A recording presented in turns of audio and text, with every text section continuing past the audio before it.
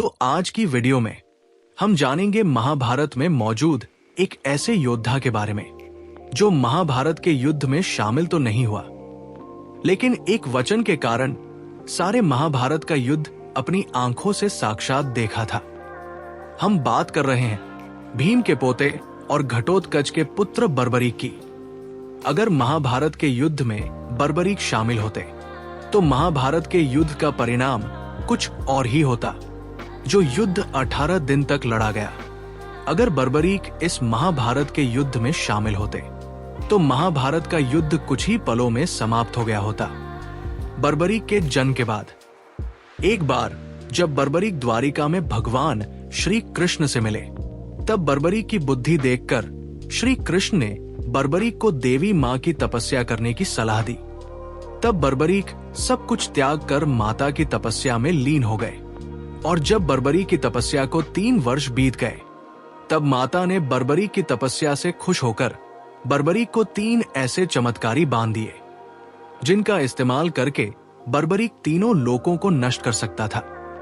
और तभी से इनका एक नाम 3 बांधारी भी पड़ गया। लेकिन बर्बरीक की माता ने उन्हें एक बात सिखाई थी कि उन्हें हमेशा हारे हुए पक्ष की तरफ से ही युद्ध लड़ना है, और बर्बरीक ने अपनी माता की ये बात हमेशा मानी। लेकिन जब ये बात श्री कृष्ण को पता चली कि बर्बरीक ने तपस्या से ऐसे 3 बाण प्राप्त किए हैं जिनका इस्तेमाल करके बर्बरीक सारी पृथ्वी को नष्ट कर सकते हैं, और ये सुनिश्चित हो गया कि महाभारत का युद्ध होना तय है, उस समय बर्बरीक भी महाभारत के युद्ध में भाग लेना चाहते थे। लेकिन श्री कृष्ण को ये बात पता थी कि बर्बरीक हारे हुए पक्ष की तरफ से लड़ेगा, और श्री कृष्ण ये भी जानते थे कि कौरव पक्ष ही हारेगा, और अगर बर्बरीक कौरवों की तरफ से लड़ा तो पांडवों में से कोई भी जीवित नहीं बचेगा। तब श्री कृष्ण ने चालाकी से बर्बरीक से वचन लेकर उनका शीश दान में मांग लिया। वो जानते थे कि बर्बरीक बहुत बड़ा दानी है और अपने वचन से कभी पीछे नहीं हटेगा। तब बर्बरीक ने एक पल की भी देर नहीं लगाई और अपना शीश श्री कृष्ण को दान में दे दिया। जब बर्बरीक को उन पे शक हुआ, तब बर्बरीक ने श्री कृष्ण से अपने असली रूप में आने के लिए कहा। तब श्री कृष्ण ने बर्बरीक को अपना विराट परमावतार रूप दिखाया। तब बर्बरीक ने भगवान श्री कृष्ण से महाभारत का युद्ध देखने की इच्छा जाहिर की।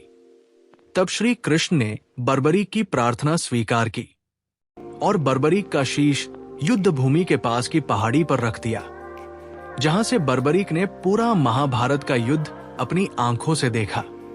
संजय के बाद महाभारत का युद्ध अपनी आंखों से देखने वाले बर्बरीक दूसरे व्यक्ति थे। बर्बरीक की दानवीरता को देखकर श्री कृष्ण ने बर्बरीक को वरदान दिया कि कलयुग में तुम मेरे श्याम नाम से पूजे जाओगे।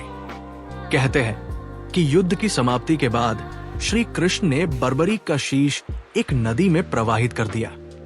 उसके बाद खाटू ग्राम वासियों ने बर्बरीक के शीश को नदी से निकालकर खाटू गांव में स्थापित कर दिया, जो आज कलयुग में हारे का सहारा, 3 बाणधारी और खाटू श्याम के नाम से प्रसिद्ध है।